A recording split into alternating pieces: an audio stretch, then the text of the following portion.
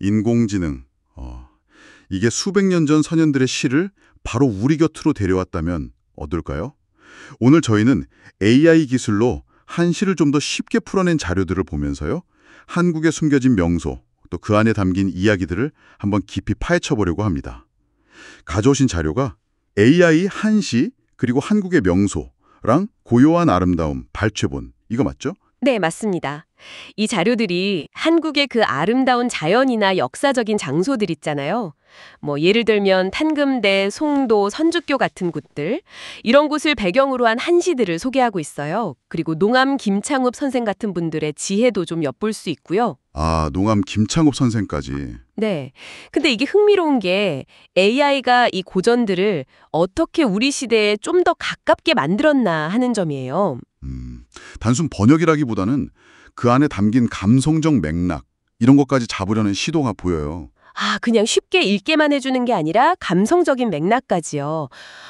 그럼 이번 탐구를 통해서 한시 자체의 아름다움이나 역사적 교훈, 삶에 대한 성찰, 이런 것뿐만 아니라 기술이 어떻게 고전과 우리 사이의 그 감정적인 거리, 이걸 좁히는지도 좀 볼 수 있겠네요. 네, 그렇죠. 자연의 경이로움, 또 역사의 무게감, 삶의 지혜, 이런 주제들을 따라가 보면 재미있을 겁니다. 좋습니다. 그럼 먼저 AI랑 한시가 어떻게 만났는지부터 좀 더 볼까요? 네, 그 편저자 서문에도 나오지만 AI 덕분에 어렵게만 느껴졌던 한시. 네네. 함자도 많고. 맞아요. 그 한자나 옛날말 같은 장벽이 많이 낮아졌어요. 그래서 선현들의 좀 따뜻한 마음이나 깊은 생각들을 접하면서 삶의 지혜를 얻을 기회가 더 많아진 거죠. 확실히 접근성이 좋아진 거네요. 감정 표현 같은 걸 분석해서 보여주는데 이게 또 새로운 해석의 실마리를 주기도 하더라고요. 오, 새로운 해석의 실마리까지요?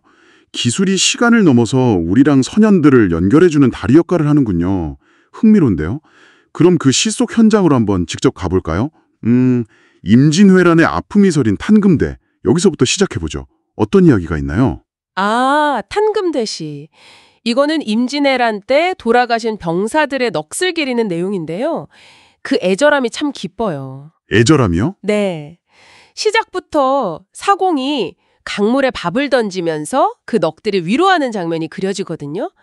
그리고 100년이 지나도록 원기가 서렸네, 이런 구절이 있는데 100년이 지나도록 원기가. 네. 이게 당시 슬픔이나 원통함, 그 한이 얼마나 깊었는지를 그냥 딱 보여주는 거죠. 신분 높고 낮음 없이 다 같이 쓰러져간 넋들이 강물 속에 모여있다. 이런 표현에서는 공동체의 비극 같은 게 느껴지고요. 100년이 지나도 서린 원통함이라니 그 역사의 상처가 고스란히 느껴지네요. 그 슬픔과는 또 다른 어떤 무게감이 고려의 옛 도읍, 송도에서도 느껴지는 것 같아요. 여기서는 좀 어떤 감정이 주를 이루나요? 송도 관련 시에서는요, 주로 역사의 무상함. 이게 좀 두드러져요. 무상함. 네.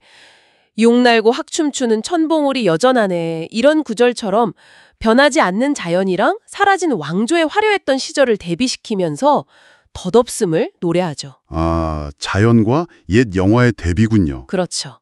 특히 저녁 연기, 낡은 성곽, 종소리도 쓸쓸할사, 이런 구절은 망국의 슬픔이랑 함께 시간 앞에 모든 게 변해간다는 쓸쓸함, 이걸 아주 절절하게 담아내고 있어요. 저녁 연기, 낡은 선곽, 쓸쓸한 종소리.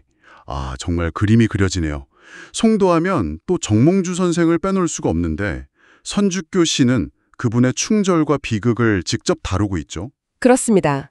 선주교 씨는 정몽주의 그 굳은 절개 그리고 비극적인 최후를 기리는 내용이죠. 네. 지금까지 장홍의 피 남아있는 듯한데 이 구절은 정말 강렬해요.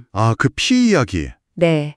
그 피서린 다리 위에서 역사의 순간 또 한 인물의 그 고결한 정신을 다시 생각하게 만드는 거죠. 시대를 넘어서 그분의 선택과 죽음이 우리에게 던지는 의미가 뭔지 생각해 보게 만들어요. 네.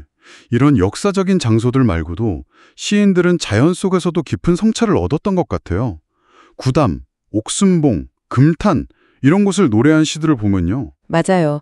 구담시에서는 자연의 그 신비로움 속에서 삶의 이치를 찾으려는 의지 같은 게 보이고요.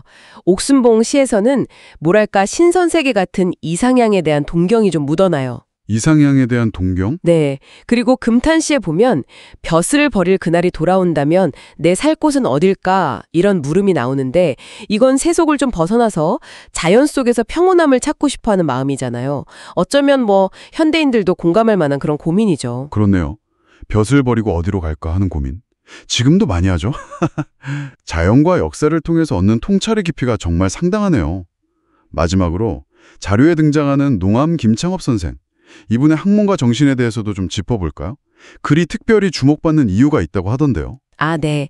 농암집 선문을 보면요. 김창업 선생은 문장, 훈고, 유학, 뭐 다방면에 아주 능통하셨어요. 그런데 궁극적으로는 진리를 직접 몸으로 깨닫고 자신의 본성을 지키는 것. 여기에 힘쓴 진짜 유학자였죠. 진리 체득과 본성 보존 이유. 정확함이죠. 그리고 기운, 글에 담긴 어떤 생동감이나 에너지. 마지막으로 언어 구사. 아주 정확하고 우아한 표현력. 이 세 가지를 다 갖춘 아주 뛰어난 작품으로 평가받아요. 이치, 기운, 언어구사 다 갖추기가 쉽지 않을 텐데요. 그렇죠. 근데 무엇보다 인상적인 건 그분의 좀 온화하고 순리적인 인품 있잖아요. 그게 글에 그대로 녹아있다는 점이에요. 아, 그래서 인품까지 느껴진다니 정말 대단한 경지네요. 오늘 저희가 AI 덕분에 정말 시간을 거슬러서 한시 속에 담긴 한국의 명소들, 또 역사적인 순간들을 여행한 것 같습니다. 탄금대의 슬픔부터 송도의 무상함, 그리고 농암 김창옥 같은 선현의 지혜까지 엿봤네요. 네. 자연과 역사, 또 인간의 삶에 대한 깊은 성찰이 담긴 이 시들이 시대를 넘어서는 가치를 지니고 있다는 걸 다시 한번 확인한 것 같아요. 오래된 글들이지만 기술이라는 이 새로운 창을 통해서 들여다보니까 오늘날 당신에게도 여전히 유효한 어떤 아름다움, 또 울림, 그리고 삶의 지혜를 건네고 있는 것 같습니다. 그렇군요. 시대를 초월한 지혜가 기술을 통해 새롭게 다가온다는 점, 이게 참 인상 깊습니다. 자, 그럼 마지막으로 당신께 이런 질문을 던지면서 마무리할까 하는데요. 이 시인들이 자연과 역사 속에서 그들만의 깊은 성찰을 얻었듯이 오늘날 이렇게 빠르게 변화하는 세상 속에서 당신은 자신만의 변치 않는 가치와 지혜를 어떻게 발견하고 또 간직하시겠습니까?